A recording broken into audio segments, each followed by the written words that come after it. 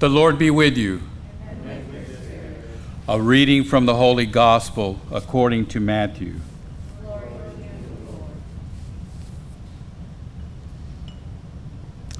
The 11 disciples went to Galilee, to the mountain to which Jesus had ordered them. And when they saw him, they worshiped, but they doubted. Then Jesus approached and said to them, "All power in heaven and on earth has been given to me. Go, therefore, and make disciples of all nations, baptizing them in the name of the Father and of the Son and of the Holy Spirit, teaching them to observe all that I have commanded you. And behold, I am with you always until the end of the age." The Gospel of the Lord. It's Ascension Sunday, a very prominent day within the history of the church, within our history. When Jesus, after his 40 days of spending time with the apostles after his resurrection, ascended back to his Father in heaven. I'd like to start today by relating a story that I just recently heard that I think has all gives us a little bit of a relevance of what was going on and why Jesus in this situation was so important to us today. A number of years ago, back in the early 20th century, in the 1920s, there was a great Italian composer. His name was Puccini. And Puccini had written a number of operas, very famous operas, La Bohème, Madame Butterfly, and Tosca. It was during this battle, though, that he came down with terminal cancer in 1922, as he was beginning to write his last opera, Turandot. Many of the people now consider that particular opera his greatest work. But as he was working on the score every day, despite his friend's advice to rest and to save his energy, his sickness got worse. And Puccini said to his disciples, "If I don't finish Turandot, I want you to finish it for me."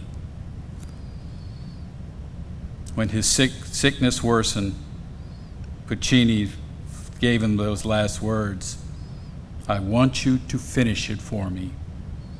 He died in 1924, leaving the work unfinished. His disciples gathered around him, took all the information that they had on the opera that he was writing, Turandot, and they studied it in great detail. And then they proceeded to write the remainder of the opera. The world premiere of Turandot was performed in La Scala Opera House in Milan in 1926. And it was conducted by Toscanini, who was Puccini's favorite student. The opera went beautifully until Toscanini came to the end of the part written by Puccini, and he stopped the music. He put down his baton, and he announced, "Thus far, the master wrote, but he died." There was a long pause. No one moved. Then Toscanini picked up the baton and turned to the audience with tears in his eyes and announced, "But his disciples finished the work."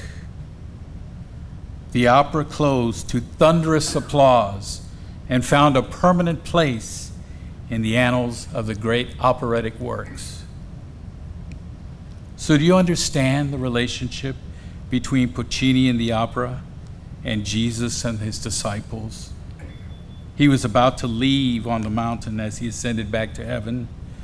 Jesus' physical and human presence on the earth was about to come to an end, but the great work he had started was just about to begin.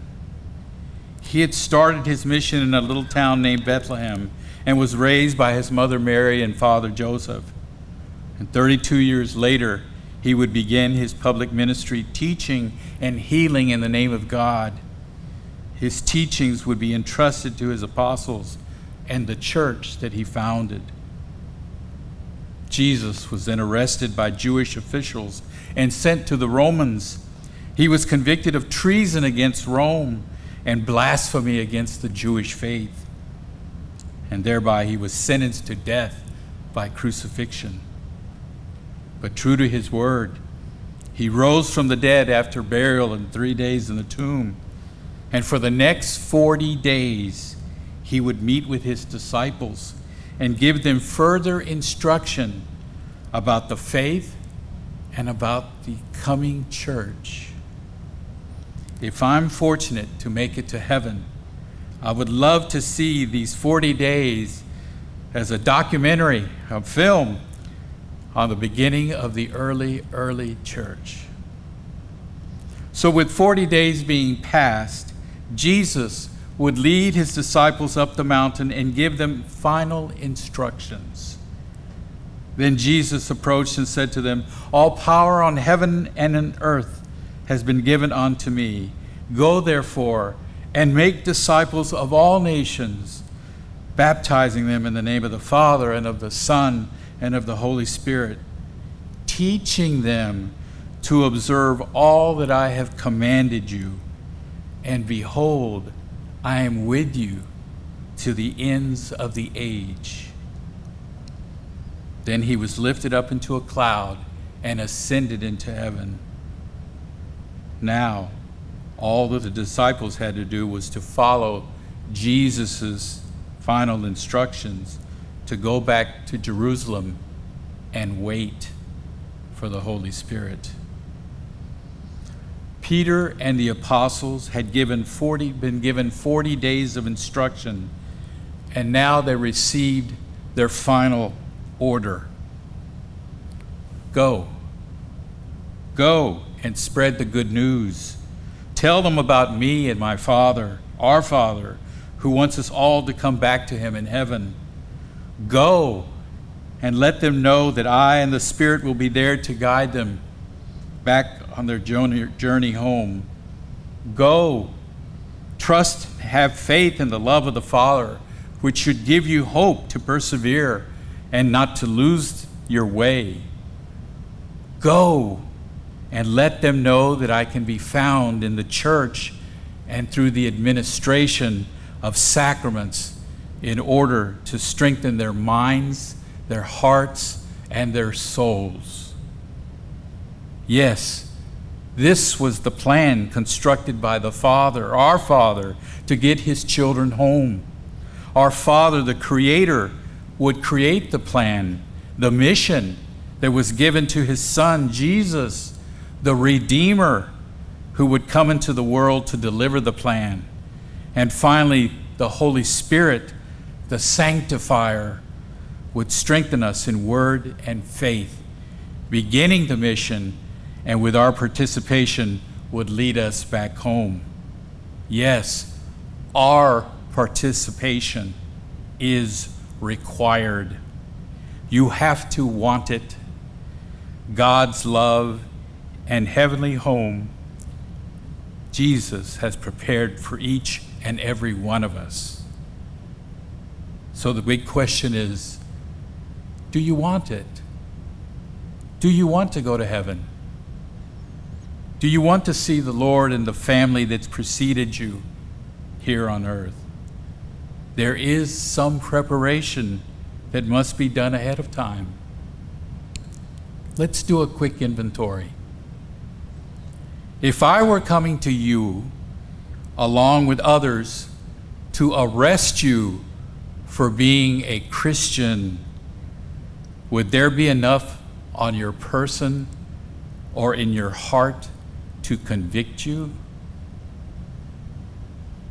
Would there be enough to convict you? Do you wear a religious medal or a scapular around your neck?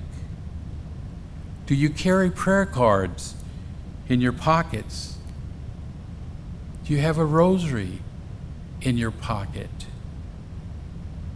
Have you been observed giving money to people on the street asking for assistance? Do you read the Bible? Do you pray? Do you go to church and receive the sacraments as often as you can? Have you visited the sick, the people in prison, or instructed the ignorant in the ways of the faith? Have you helped bury the dead? If you are doing any of these things, you are on your way. Don't quit. Finish the race with St. Paul and the other saints.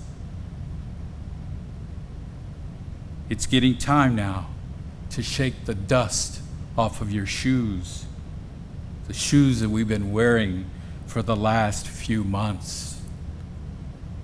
You are a loving soldier of Christ. Go.